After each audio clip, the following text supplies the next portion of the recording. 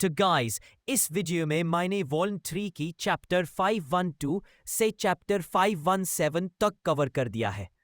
Comments में बताना कैसा लगा और पसंद आए तो लाइक कर देना। हमेशा की तरह अगर किसी भी चीज की एक्सप्लेनेशन चाहिए तो बता देना। बस इतना ही कहना था, तो तुम लोग वीडियो एंजॉय करो। कैथीड्रल अब आधा खंडर बन चुका था। दीवारों से गिरती धूल और हवा में घुला धुआं जैसे किसी पुराने युद्ध का निशान छोड़ रहे थे।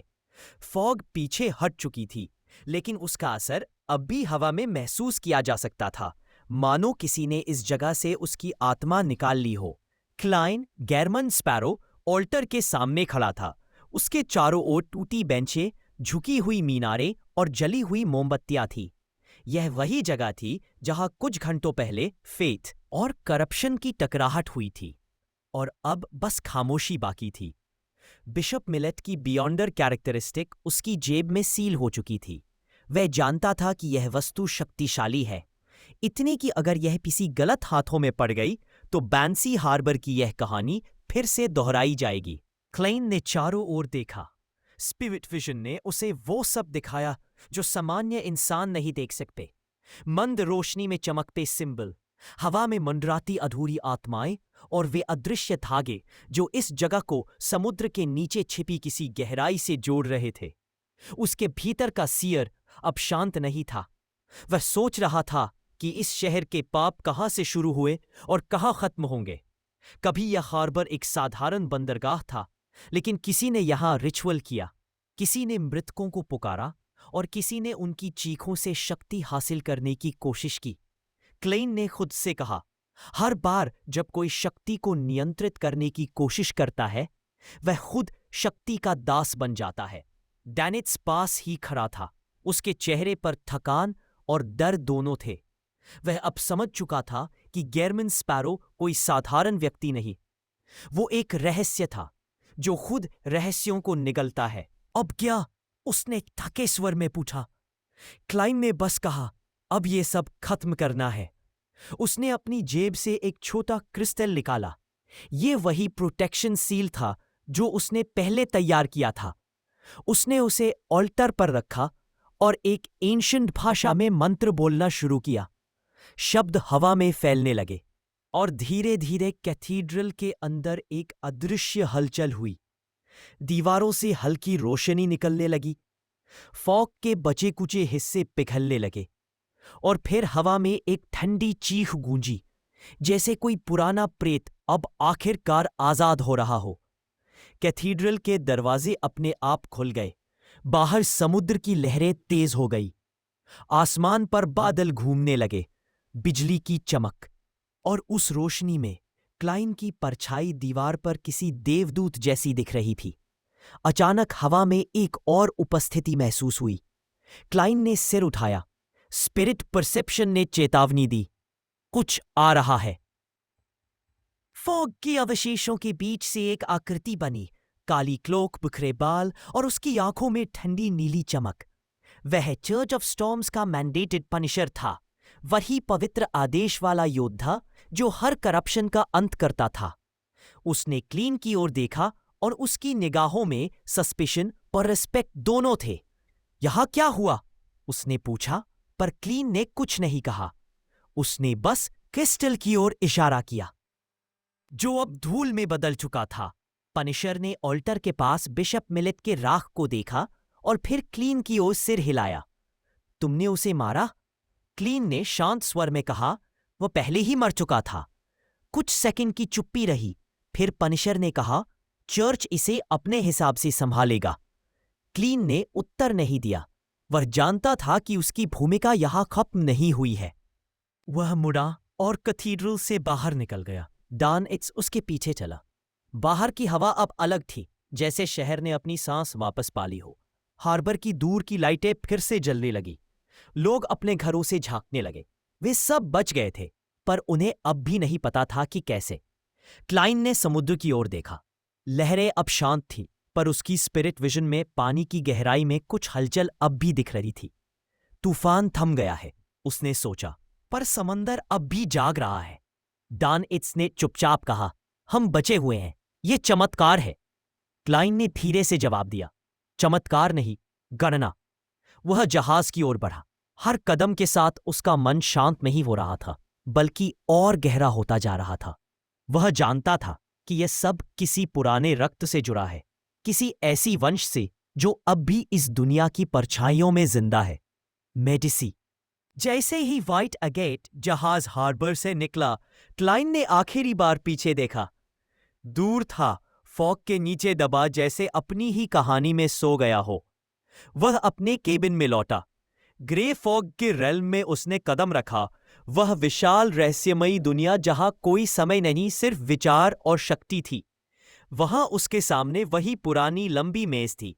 टैरेट क्लब की सीटें खाली थी, पर उनकी छायाएं अब भी मौजूद थीं। क्लाइन ने धीरे से कहा, खेल खत्म नहीं हुआ है। फॉग के बीच उसकी परछाई गायब हो गई और समंदर पर सुबह की पहली रोशनी उभर आई। End of chapter 512, the end of things. Pansy Harbour में सुबह की हल्की किरणें उग आई थीं, पर यह उजाला किसी नई शुरुआत जैसा नहीं लग रहा था। यह बस एक थका हुआ सवेरा था, जो रात की भयावहता के बाद किसी तरह सांस ले रहा था। फॉग धीरे धीरे उठ चुकी थी, लेकिन हवा में अब भी एक अजीब गंध थी, धातु, नमक और राख की, जैसे किसी ने इस बंदरगाह के हर कोने में युद्ध की गंध भर दी हो। क्लेन यानी गेरमन स्पैरो कैथीड्रल के सामने खड़ा था। पवित्र चर्च अब खंडहर बन चुका था। दीवारों पर दरारें, शैटर्ड प्रतीक और आल्टर के पास राख के ढेर। जो कभी पवित्र स्थान था, वह अब किसी दानव की समाधि जैसा लग रहा था। चर्च ऑफ स्टॉर्म्स के कुछ मैंडेटेड पनिशर्स वहां जुट चुके थे। उनकी आंखों में नींद नहीं थी, बस कर्तव्य का भार। वे राख, सिंबल और बचे हुए स्क्रिप्चर्स की जांच कर रहे थे, जबकि उनके बीच का एक वरिष्ठ अधिकारी क्लाइन की ओर संदेह और सम्मान दोनों को नजरों से देख रहा था।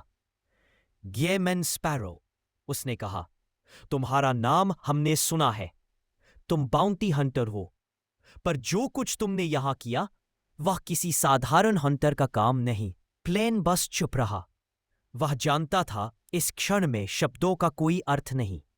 उसकी भूमिका थी खत्म करना, बोलना नहीं। पनिशर ने आगे कहा, हम बिशप मिलेट की करप्शन का रिकॉर्ड चर्च को भेजेंगे। यहां जो हुआ वह हमारे नियंत्रण से बाहर था। क्लेन ने ठंडे स्वर में कहा, और अगर ये फिर से हुआ? पनिशर कुछ पल के लिए चुप रहा। फिर उसने कहा, तो चर्च फिर से क्लेंजिंग करेगा। स्टॉर्म कभी नहीं रुकता। क्लेन ने हल्की मुस्कान दी। स्टॉर्म कभी नहीं रुकता, लेकिन जो हवा उसे लाती है वह हमेशा किसी गहराई से उठती है। पुनिशर ने सिर झुकाया। शायद उसने क्लेन के शब्दों का अर्थ समझा, शायद नहीं। क्लेन कैथीड्रल से पीछे हटा और सड़क पर आ गया। हार्बर अब जाग रहा था। लोग अपने घरों से निकलकर टूटे जहाज देख रहे थे, बाजारों में बिखरे सामान उठा रहे थे। कोई नहीं जानता था कि पिछली रात क्या हुआ। कोई यह भी नहीं जानता था कि उनकी जान कैसे बची। वे बस इसे स्टॉर्म्स रैथ कहकर टाल देंगे। क्लेन के कदम भारी थे, हर ओर मौत के निशान थे, पर उसके भीतर एक और गहरी बेचैनी थी। वह जानता था कि यह सब किसी बहुत पुराने हाथ का काम है, किसी ब्लड लाइन की गूंज है, जिसका नाम अब इतिहास बन चुका है, मेडिसी। वह व्हाइट अगेट जहाज की ओर बढ़ा। डैनिट्स पहले से तैयार था। उसकी आंखों में नींद नहीं थी, पर अब वह क्लाइन को पहले की तरह मैड एडवेंचरर नहीं मानता था। गेरमन स्पैरो वही है जिसे लोग या तो भाग्य कहते हैं या अभिशाप। क्लाइन ने सिर हिलाया, हां, पर इस बार दिशा बदले दी। बयाम? क्लाइन ने शांत स्वर में कहा, हां, दक्षिण की ओर। दोनों ने जहाज पर कदम रखा। कैप्टन एलंड पहले से डेक पर था। उसने झुककर कहा, चर्च ने कहा है कि बैंसी अब सुरक्षित है। क्लाइन ने सीधी नजर से उसे देखा। सुरक्षित या फिर सोया हुआ? एलंड कुछ नहीं बोला, बस जहाज चलाने का संकेत दिया। व्हाइट एगेट ने बंदरगाह छोड़ा। समुद्र अब शांत लग रहा था, लेकिन क्लाइन की स्पिरिट विजन में पानी के नीचे अभी भी हल्की चमक थी, मानो कोई पुराना रिचुअल अब भी सांस ले रहा हो। उसमें केन पकड़ा और कहा, कभी कभी ईविल पूरी तरह मरता नहीं, वह बस प्रतीक्षा करता है। डैनिट्स ने धीमे स्वर में पूछा, और अगर यह फिर जागा? क्लाइन ने उत्तर दिया, तो कोई दूसरा गेरमैन स्पैरो उसे फिर सुला देगा। फॉग अब पीछे छूट रही थी और हार्बर की आकृति धीरे धीरे होराइजन में गायब हो रही थी। लेकिन हवा में अब भी एक अनकहा रहस्य था, किसी अंधेरे की गंध, किसी सोई हुई शक्ति की प्रतीक्षा। जहाज आगे बढ़ा। क्लाइन अपने केबिन में गया और दरवाजा बंद किया। उसने टेबल पर वह सील किया हुआ क्रिस्टल रखा, बिशप मिलिट की बियॉन्डर कैरेक्टरिस्टिक। वह अब पूरी तरह निष्क्रिय थी। लेकिन क्लाइन जानता था, हर आर्टिफैक्ट की अपनी इच्छा होती है, हर शक्ति अपने मालिक की तलाश में रहती है। उसने मंत्र फुसफुसाया और क्रिस्टल को ग्रे फॉग रेल्म में भेज दिया, वही जगह जहां समय ठहर जाता है। फॉग के बीच वह अब द फूल था। वह अकेला बैठा था। टैरेट क्लब की खाली सीटें उसके सामने थीं, पर उसे पता था कि जल्द ही सब लौटेंगे, जस्टिस, मैजिशियन, हैंग्ड मैन। और जब वे लौटेंगे वह उन्हें एक कहानी सुनाएगा, बैंसी हार्बर की, जहां आत्माएं भी डर से कांपती थी और जहां उसने खुद को फिर से परखा था। ग्रे फॉग उसके चारों ओर फैलने लगी। उसकी आंखों में वही पुरानी ठंडी चमक लौट आई, वह जो तब दिखती थी जब द फूल किसी और से नहीं, खुद से सवाल करता है।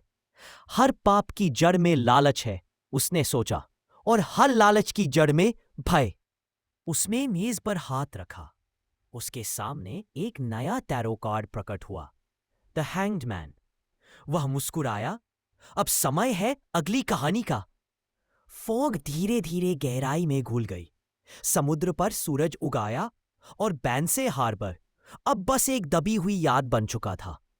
Where end of chapter 513, the final cleansing. White agate जहाज अब शांत समुद्र पर बह रहा था। बैंसी हार्बर पीछे छूट चुका था, पर उसकी गूंज अभी भी हवा में थी। हर बार जब जहाज की लकड़ी चरमराती, ऐसा लगता जैसे हार्बर का कोई अंश अब भी पीछा कर रहा हो। गेरमैन स्पैरो डेक पर खड़ा था। सूरज की पहली किरणें पानी पर पड़ रही थीं, पर उस रोशनी में भी कुछ ठंडक थी। दूर क्षितिज पर लहरों की रेखाएं सोने जैसी दिख रही थीं, लेकिन उसकी आंखों में वही स्थिर अंधेरा था, वो जो सिर्फ देखने वालों में नहीं, समझने वालों में होता है। नीचे से डैनिट्स की आवाज आई, ब्रेकफास्ट तैयार है। क्लाइन ने कोई उत्तर नहीं दिया। वह अब भी उस फॉग को याद कर रहा था, वह फॉग जो मानो उसकी आत्मा में घुस गई थी। बैंसे हार्बर अब सिर्फ एक जगह नहीं, एक निशान था। एक ऐसा निशान जो किसी प्राचीन पाप की गवाही दे रहा था। बिशप मिले तो बस एक मोहरा था, एक बिंदु जहां करप्शन ने रूप लिया, पर असली भय उस नाम में था जो बार बार उसके मन में गूंज रहा था, मेडिची। उसने खुद से कहा, हर रक्त की अपनी स्मृति होती है और कुछ रक्त कभी नहीं मरते। कैथेड्रल में जो देखा गया था, वे रिचुअल सिंबल्स, वह करप्टेड एनर्जी और वो भयानक वॉइसेस जो स्पिरिट वर्ल्ड से टकरा रही थी, सभी एक ही दिशा की ओर इशारा कर रहे थे। कहीं न कहीं मेडिची की ब्लड लाइन अब भी सक्रिय थी, और क्लाइन जानता था अगर वह सच है तो यह दुनिया कभी शांत नहीं रहेगी। वह डेक से उतरकर अपने कैबिन में गया। कमरा अंधेरा था। मेज पर ग्रे फॉग रेल्म की फेंट परछाई अब भी तैर रही थी। वह बैठा और आंखें बंद की। कुछ ही पलों में उसकी चेतना उस रहस्यमयी जगह में पहुंच गई, ग्रे फॉग का विशाल संसार, जहां समय और वास्तविकता दोनों उसकी इच्छा के अधीन थे। वहां वही पुरानी मेज थी, लंबी, शांत और अंतहीन। उस पर टैरेट कार्ड्स बिखरे थे। हवा में वही धीमी वाइब्रेशन थी जो हमेशा द फूल के आने से पहले होती है। क्लाइन ने अपने सामने देखा। सीटें अब भी खाली थीं। जस्टिस, हैंग्डमैन, मैजिशियन, वे सब जल्द लौटेंगे, पर आज वह अकेला था और अकेलापन ही उसे स्पष्टता देता था। उसने हाथ उठाया और हवा में एक कार्ड मैनिफेस्ट हुआ, द एम्परर। कार्ड पर चमकती आकृति लाल थी, एक छाया जो मेडिची जैसी लग रही थी। उसकी आंखों में मैडनेस थी और उसके पीछे आग की लपटें। क्लाइन ने गहरी सांस ली। तो यही है असली खेल। उसे अब समझ आ गया था कि बैंसी हार्बर क्यों चुना गया था।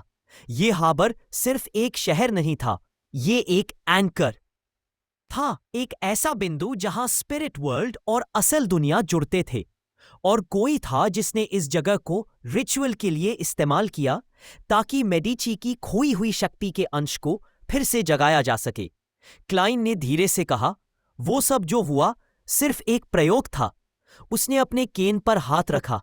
केन की सतह पर हल्की ऊर्जा की लहर चली। ग्रे फॉग की दुनिया अब उसकी शक्ति से भर रही थी। वह जानता था कि उसका रास्ता अब बदल चुका है। अब वो सिर्फ द फूल नहीं, एक सीयर था जो देवताओं की चाल समझने लगा था। कुछ पल के लिए उसने अपनी आंखें बंद की। फॉग की लहरों में उसे कई छवियां दिखी। मेदिशी परिवार का रक्त, किंग ऑफ एंजल्स की परछाई, और वो नाम जो अतीत की राख से उठने वाला था। सब कुछ धीरे धीरे एक बिंदु पर सिमट गया। फिर उसकी आंखें खुली। ग्रे फॉग थम गया। वह जानता था कि यह शांति अस्थायी है। हर शांति के नीचे एक नया तूफान छिपा होता है। वह उठ खड़ा हुआ। फॉग के पार उसने महसूस किया कि कोई उसे देख रहा है। एक पुरानी शक्ति जो ना तो मित्र थी ना दुश्मन, बस एक और खिलाड़ी। वह वापस अपने कैबिन में लौटा। सूरज अब ऊपर आ चुका था और समुद्र पर चमक फैल चुकी थी। डैनिट्स डेक पर हंसी मजाक में जुटा था और जहाज के क्रू को अब विश्वास हो गया था कि सबसे बुरा वक्त पीछे रह गया है। पर क्लैन जानता था, सबसे बुरा कभी पीछे नहीं रहता। वह हमेशा किसी मोड़ पर इंतजार करता है। उसने जेब से सिल्वर कॉइन निकाला और उछाला। सिक्का हवा में घूमता हुआ गिरा। हेड्स। क्लैन ने हल्की मुस्कान दी। तो फिलहाल सब ठीक रहेगा। वह डेक पर चला गया। समुद्र की लहरें अब शांत थीं, पर दूर कहीं होराइजन पर एक पतली रेखा दिख रही थी। फॉग की एक नई परत धीरे धीरे उभर रही थी। क्लाइन ने उसे देखा और कहा, हर कहानी का अंत एक नई शुरुआत होता है, और ये तो बस पहला अध्याय था। व्हाइट एगेट आगे बढ़ता गया, लहरों को काटता हुआ, और उसके पीछे बैंसे हार्बर धीरे धीरे होराइजन में गायब हो गया। पर हवा में अब भी एक फुसफुसाहट थी, एक पुराना नाम, एक भूला हुआ रक्त, Medici. And of chapter 514 intimidation. Grey fog की दुनिया फिर से शांत थी। चारों तरफ धुंध का सागर फैला हुआ था और बीच में वो लंबी टेबल जहां पर टैरट क्लब की मीटिंग होती थी। क्लाइन, जो अब द फूल बन चुका था, उस टेबल के सिर पर बैठा था। उसके आसपास घूमती हुई फॉग किसी जिंदा चीज की तरह हिल रही थी, धीरे धीरे, लय के साथ, मानो उसकी सांसों की गूंज हो। बैंसी हार्बर की सारी बातें अब भी उसके दिमाग में तैर रही थीं। वो फॉग, वो हेडलेस क्रीचर्स, बिशप मिलेट की आंखों में वो पागलपन, और सबसे ज्यादा वो नाम, मेडिची। एक ऐसा नाम जो हर बार सुनते ही हवा में अजीब सी ठंडक भर देता था। कुछ मिनटों बाद हवा में हल्की तरंगे उठी और धीरे धीरे बाकी सदस्यों की आकृतियां उभर आईं। जस्टिस, मैजिशियन, द हैंडमैन और द सन सब अपनी अपनी सीट पर बैठ गए। हर कोई अपने अपने अनुभव लेकर आया था, पर सबके चेहरों पर एक जैसी बेचैनी थी। क्लाइन ने देखा, ये बेचैनी वही थी जो उसने बैंसी हार्बर में महसूस की थी।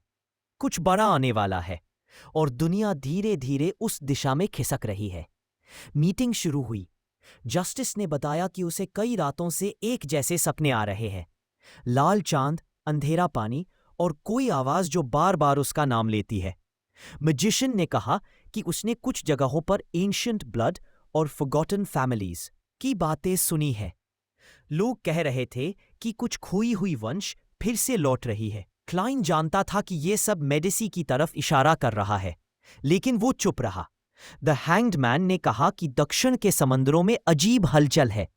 जहाज गायब हो रहे हैं, लहरों का रंग रात में लाल पड़ जाता है, और कई बार लोगों ने पानी से किसी के गाने की आवाज सुनी है। क्लाइन ने शांत चेहरा बनाए रखा, पर अंदर से उसे यकीन हो चुका था। स्पिरिट वर्ल्ड की परतें अब असली दुनिया को छूने लगी है। जब सबकी बातें खत्म हुई, कमरे में कुछ देर सन्नाटा रहा। ग्रे फॉग जैसे थम गई थी। फिर क्लाइन ने धीरे धीरे बोला, जो कुछ तुम सब महसूस कर रहे हो वो किसी एक जगह तक सीमित नहीं है। पुरानी ताकतें फिर से जाग रही हैं। हर सपना और अनजाना डर, ये सब एक बड़ी योजना का हिस्सा है। पर हमें डरना नहीं, समझना है। उसकी आवाज स्टेडी थी, पर उसमें वो ठंडापन भी था जो किसी ऐसे इंसान में होता है जो पहले ही बहुत कुछ देख चुका हो। बाकी सभी बस उसे देखते रहे। उनके लिए वो अब सिर्फ द फूल नहीं था, वो किसी दिशा की तरह लग रहा था, एक गाइड जो सब कुछ जानता है पर जाहिर नहीं करता। क्लाइन ने हाथ उठाया और फॉग हल्की चमक में बदल गई।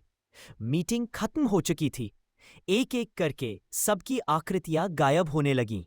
बस क्लाइन रह गया, अकेला। उसकी नजर सामने पड़े कार्ड्स पर गई।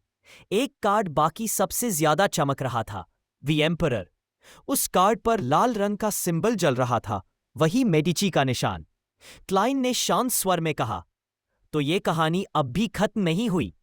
उसने फॉग की तरफ देखा, जो अब उसके आसपास धीरे से घूम रही थी। वो समझ चुका था कि बैंसी हार्बर सिर्फ शुरुआत थी। मेडिची के निशान अब हर जगह है, स्पिरिट वर्ल्ड में, चर्च में और शायद ग्रे फॉग के इस वेल्म में भी। वो उठा, केन को हाथ में लिया और एक आखिरी बार कहा, अगर इतिहास खुद को दोहराने की कोशिश करेगा तो मैं भी वही रहूंगा, उस कहानी को खत्म करने के लिए। ग्रे फॉग गहराती चली गई। टेबल और कार्ड्स गायब हो गए। बस द फूल की परछाई रह गई, शांत, ठंडी और अडिग। And of chapter 515, the fools meeting. Grey fog अब शांत हो चुका था। उस रहस्यमयी जगह से बाहर निकल चुका था। उसका मन स्थिर था, लेकिन आंखों में वही गहराई थी जिसने खुद मौत, पागलपन और रहस्य को बहुत करीब से देखा हो। व्हाइट एगेट जहाज समंदर के बीच था। सूरज आधा छिपा हुआ था और लहरों पर उसकी रोशनी सुनहरी लकीरों जैसी बिखरी थी। दूर तक बस पानी और आसमान था, और बीच में खड़ा वो आदमी जो अब कई नामों से जाना जाता था। Gehrman Sparrow, the Fool, the Seer. Klein ने रेलिंग पकड़ी और होराइजन की ओर देखा। बैंसी हार्बर पीछे छूट गया था, पर वहां की घटनाएं अब भी उसकी याद में जिंदा थी। हर बार जब वो आंखें बंद करता, उसे वही फॉग दिखती, वही चीखें, वही लाल रोशनी, वही एंशिएंट विस्पर जो उसकी आत्मा तक उतर गई थी। अब उसे पता था कि मेडिची ब्लड लाइन की गूंज सिर्फ उस हार्बर तक सीमित नहीं थी। वो एक लंबी कहानी का हिस्सा थी जो हजारों साल पुरानी थी और अब धीरे धीरे जाग रही थी। डैनिट्स डेक पर आया। उसके चेहरे पर अब वो पुराना डर नहीं था। वो गेरमैन को देखता और समझ नहीं पाता कि उसके अंदर इतनी शांति कैसे है। हम अब कहाँ जा रहे हैं? उसने पूछा। क्लाइन ने बिना मुड़े जवाब दिया, बायम, दक्षिण की ओर। बायम? डैनिट्स ने दोहराया। वहां तो चर्च का स्ट्रॉन्ग जोन है। क्लाइन ने बस हल्की मुस्कान दी। कभी कभी आंसर्स वहां मिलते हैं जहां सवाल पूछने की हिम्मत किसी में नहीं होती। उसके ये शब्द हवा में तैर गए। डैनिट्स समझ गया कि डिस्कशन यही खत्म है। वो नीचे चला गया और क्लाइन फिर अकेला रह गया। समंदर शांत था, पर उसकी शांति डिसेप्टिव थी। हर लहर के नीचे कुछ छिपा था, जैसे पानी की गहराई खुद कुछ कह रही हो। क्लाइन ने अपनी स्पिरिट विजन एक्टिवेट की। उसे महसूस हुआ कि दूर समंदर के नीचे कुछ हिल रहा है, कोई एनर्जी, कोई ट्रेस जो बैंसी हार्बर की घटना से जुड़ी हुई थी। वो जानता था कि मेडिची की छाया इतनी जल्दी खत्म नहीं होने वाली। वो ब्लड लाइन अब किसी नई शक्ल में जी रही थी, और शायद वो खुद जल्द उससे टकराने वाला था। रात हुई। क्लाइन अपने कैबिन में गया। टेबल पर मोमबत्ती जली थी और उसके सामने वही पुराना कॉइन ऑफ डिविनेशन रखा था। उसने कॉइन को उछाला। हवा में घूमता हुआ वह कॉइन उसकी हथेली पर गिरा। हेड्स। क्लाइन ने हल्की सांस ली। तो फिलहाल रास्ता सही है।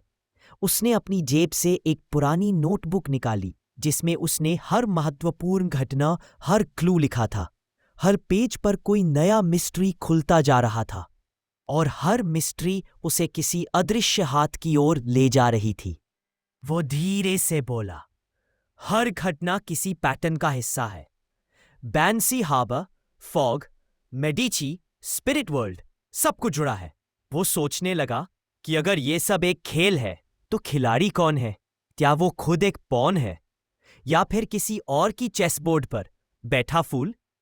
ग्रे फॉग रेल्म की याद उसके दिमाग में फिर से ताजा हुई। वो रेल्म जहां सब कुछ उसकी इच्छा से चलता है, पर उसके अंदर भी कुछ ऐसा है जो उससे बड़ा है। वो समझ चुका था कि उस शक्ति के पीछे कोई एंशिएंट विल काम कर रही है, कुछ ऐसा जो द फूल के भी परे है। वो उठा और खिड़की से बाहर देखा। समंदर पर चांदनी बिखरी थी और लहरें जैसे किसी रिद्म में नाच रही थी। उसने सोचा, हर लहर एक कहानी कहती है, बस सुनने वाला चाहिए। उसने मोमबत्ती बुझा दी।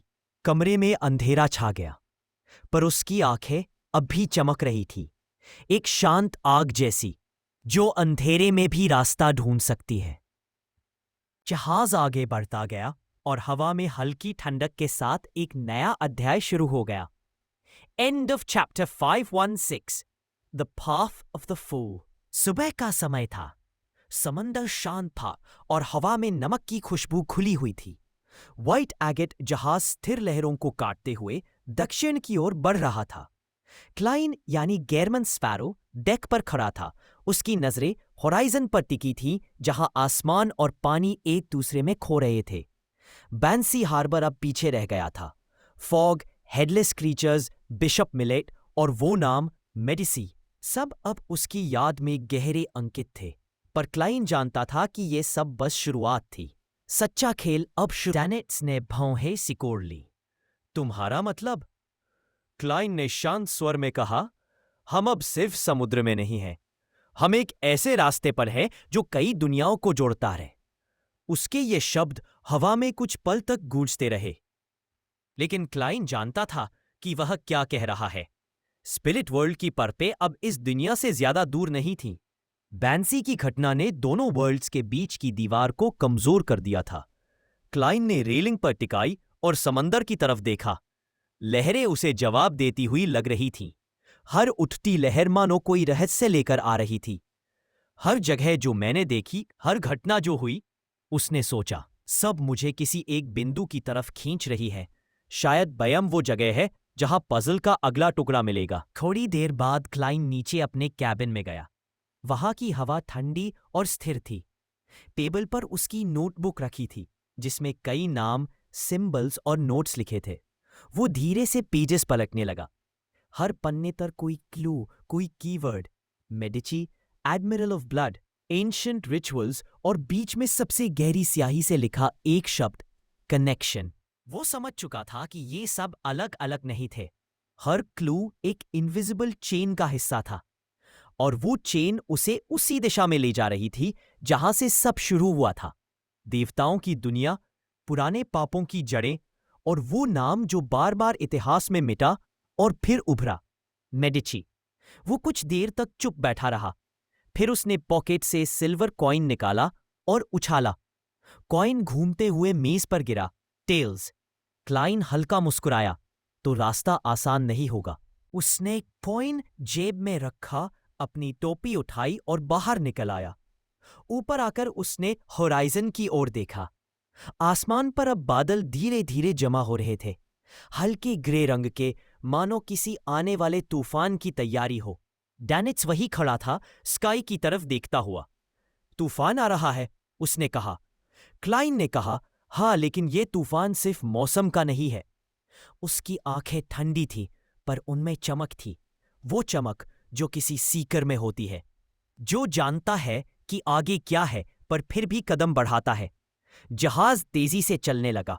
लहरें अब ज्यादा ऊंची हो गईं और हवा में नमी के साथ एक अलग एनर्जी महसूस हो रही थी। क्लाइन ने आंखें बंद की और कुछ महसूस किया। स्पिरिट वर्ल्ड के गहराई में किसी चीज की हलचल, कोई एंशिएंट प्रेजेंस जो उसे पुकार रही थी।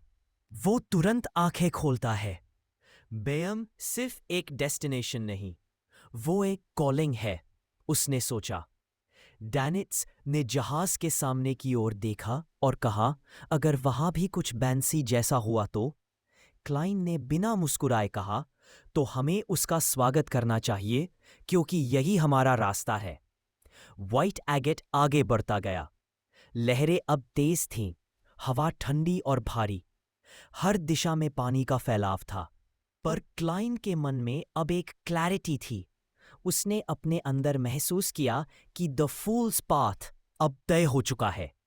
ये रास्ता आसान नहीं होगा, पर यही रास्ता उसे उसके असली उत्तर तक ले जाएगा। जहाज पर खड़ा वो आदमी अब किसी यात्री की तरह नहीं दिखता था। वो किसी कहानी का हिस्सा था जो खुद लिखी जा रही थी, एक कहानी जिसमें हर चैप्टर किसी दूसरे रहस्य का दरवाजा खोलता था। क्लाइन ने होराइजन की ओर देखा, जहां सूरज और बादल आपस में मिल रहे थे। उसने धीरे से कहा, हर जवाब की कीमत होती है और मैं अब वो कीमत चुकाने को तैयार हूं। जहाज आगे बढ़ता गया, बयम की दिशा में, जहां उसका अगला सामना किससे होगा ये सिर्फ समुद्र ही जानता था। End of chapter 517. A step towards Byam.